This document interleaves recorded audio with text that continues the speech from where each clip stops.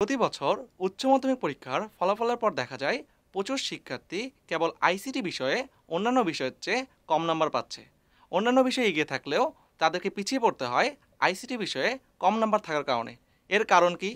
এর সবচেয়ে বড় কারণ হচ্ছে শিক্ষার্থীরা আইসিটি বিষয়টিকে ভালোভাবে আয়ত্ত করে না। ফিজিক্স, কেমিস্ট্রি, অ্যাকাউন্টিং কিংবা ইকোনমিক্সের মতো মেইন বিষয়গুলোকে যতটা গুরুত্ব সহকারে তারা পড়াশোনা করে, আইসিটিকে সেভাবে পড়াশোনা করে না। ধরেই নেয় পরীক্ষার আগে একদিন পড়াশোনা করেই তারা পরীক্ষায় ভালো করে ফেলবে। পরিণতি দাঁড়ায় ফেল কিংবা খারাপ জিপিএ।